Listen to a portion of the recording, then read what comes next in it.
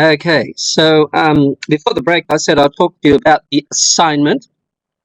I'm not sure when your assignment is due, because I've lost track of the dates. But anyway, that's, here you go, 23rd of March. Where are we? Yeah, so you've got, okay, but there are two questions. One is on contract law, the other one's on tort law. Okay, so we'll cover all the material, no problem with that. I think the first question is on formation of a contract. Okay. Leave the message. Morning, buy the car for that. This morning. Have you seen an email? Not had a chance reading. Just yes. Okay. So it looks like it's the one on. Well, we'll go through the. The principles we covered in the first one or two lectures. Remember, with regard to formation of a contract, the court will look for essential elements in the formation of a contract. That's how you start off your answer. Okay.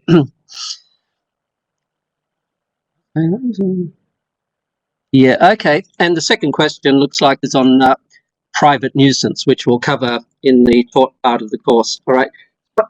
With regard to the contract question, you're asked to advise somebody whether there's a contract between him and the other person. So everybody, you'll be glad you came. I'll give you the no, that's gone. Come back again. I'll give you the perfect way to start off your answer to that. Hang on, keeps going away. So whoever it is would like to know if there's a contract between him and the other person. Full stop. Perfect way to start off. Next sentence, everybody. The court will look for essential elements in the formation of any contract. The court will look for essential elements in the formation of a contract. Full stop. You know what they are. Agreement, consideration, intention to create legal relations, certainty, and no illegality. Okay, full stop. The only element in issue in your assignment question 1 is the element of agreement. Ta-da! Full stop. Next sentence. You know the next sentence, don't you? If not, I'll be very disappointed. The Gibson principle. The court will analyze the existence of agreements in terms of offer and acceptance unless there are exceptional circumstances. Okay, House of Lords, Gibson, full stop. If you cite Gibson, you'll probably pass that question. If you don't cite Gibson, good luck, okay? Because that sets up the rest of your answer, and you should then have subheadings. Is there an offer? Question mark. Has it been communicated to the offeree? Is there acceptance? Question mark. Has that been communicated to the offeror? Or has the offer been withdrawn? Okay? And so revocation of an offer is one of the key issues here. What about revocation by email? Well, I've given you a PowerPoint on that. Remember, the courts will not apply the postal rule to email. And so the courts will say that email will be affected when it is, quote, received, unquote. What do you mean by received is a good question. Does that mean actually being read by the person it's sent to, or whether it's actually received by their machine? The courts are not clear, so you can use your magic 2-letter word, if. Okay, but so that's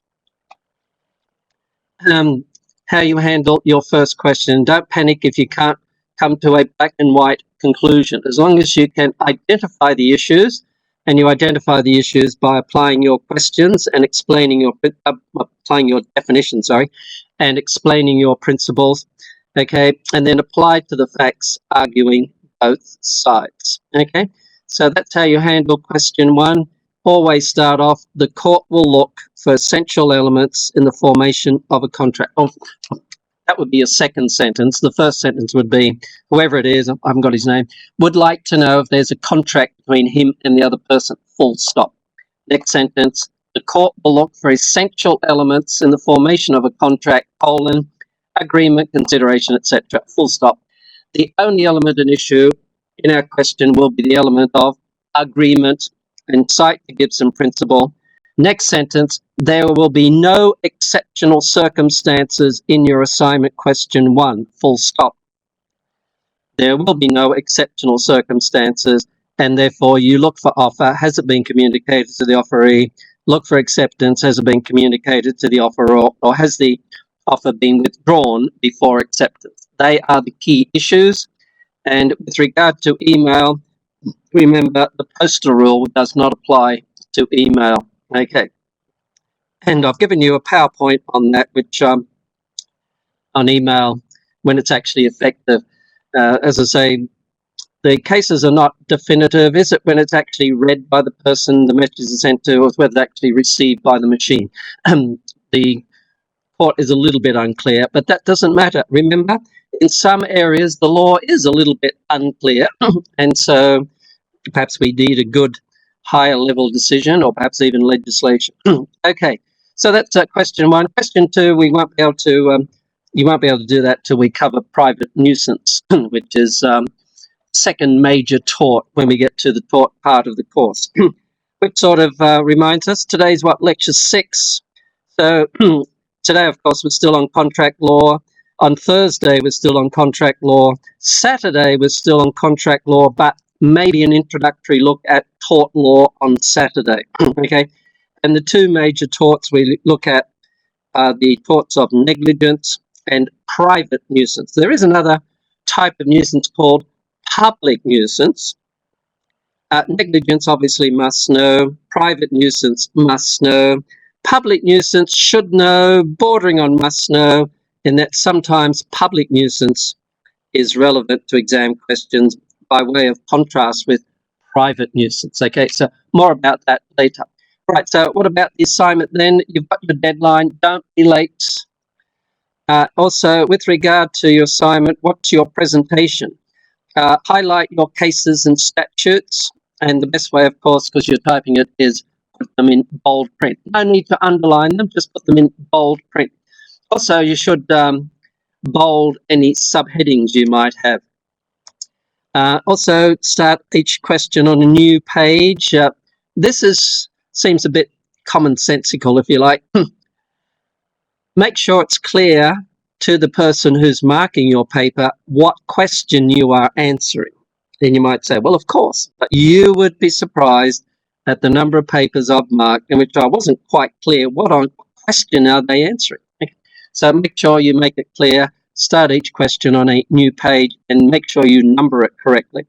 Now, the word limit is generous. Don't worry, you don't have to go right up to the maximum word limit, as long as you stay relevant to the issues. Don't repeat the question. Now, a lot of students put in their assignment and they include the question. I don't want the question. We want the answer to the question. Okay, you've already got the question somewhere else. So in your actual assignment, what you actually hand in, don't hand in the question, hand in the answer to the question. Okay, and don't worry if you don't go near the maximum word limit, because it's very generous. Okay. And it's amazing the number of students saying word count, 1,999, whatever it is, right up. Okay, do put in your word count, because you're not supposed to go over the limit. I mean, no way you need to go over the word limit. Okay. Also, no need for footnotes or bibliography. Some teachers do want footnotes or bibliography. No need to put that in your assignment answer. If something's important, put it in the main text. Okay. Also, try to have headings, and the best subheadings are issues. Okay, so in question 1, no need to cite text. No, don't need to do that. Treat this as if it's an exam question. An exam question, you wouldn't have to put in text citations.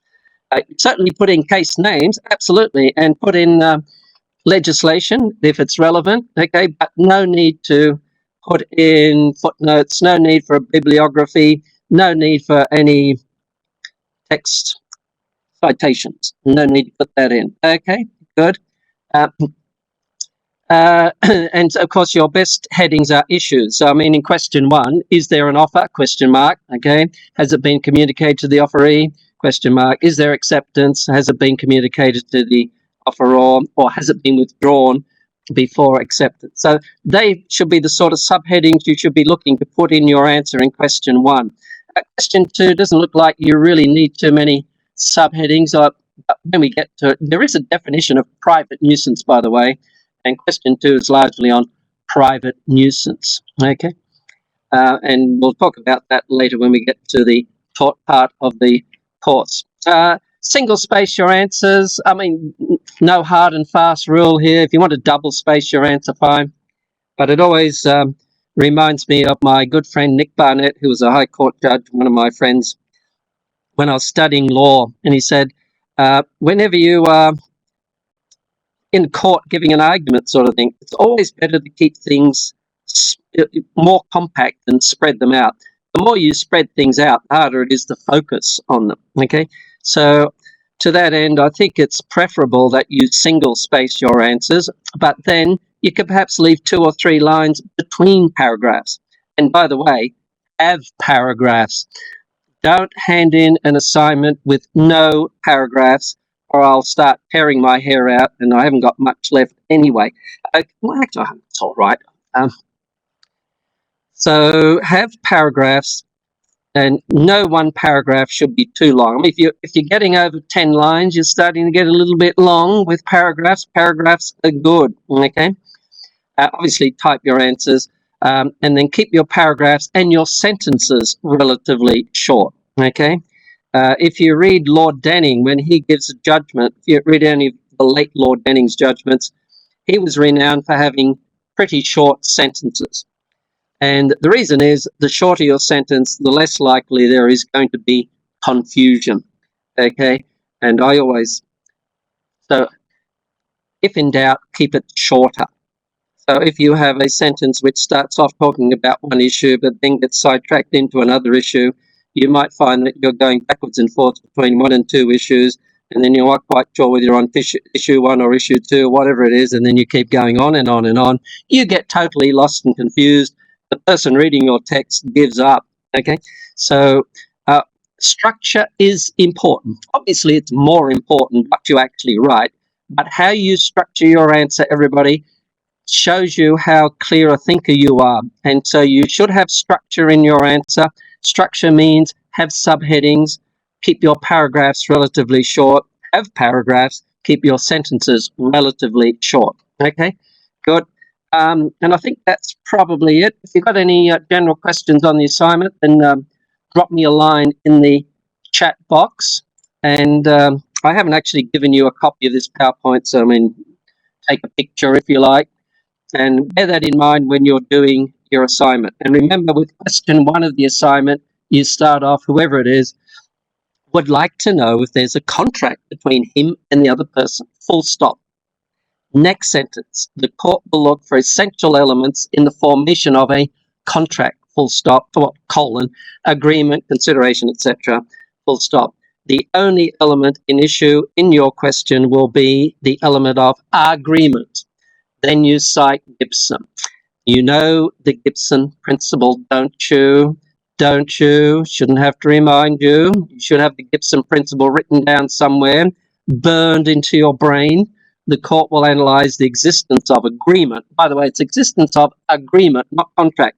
Existence of agreement in terms of offer and acceptance, unless there are exceptional circumstances. Gibson, House of Lords. And then the next sentence would be, in your question, there are no exceptional circumstances. So then you go into that analysis. And by the way, I gave you a PowerPoint on how you answer questions dealing with where the main issue is the element of agreement. Okay, so follow that guideline in that PowerPoint I gave you right back in lecture 1. Okay, so that's question 1. And as I say, the email one is probably the, when is email effective? Good question. So the court's a little bit uncertain on this. They say email is effective on receipt, unquote. What do you mean by on receipt?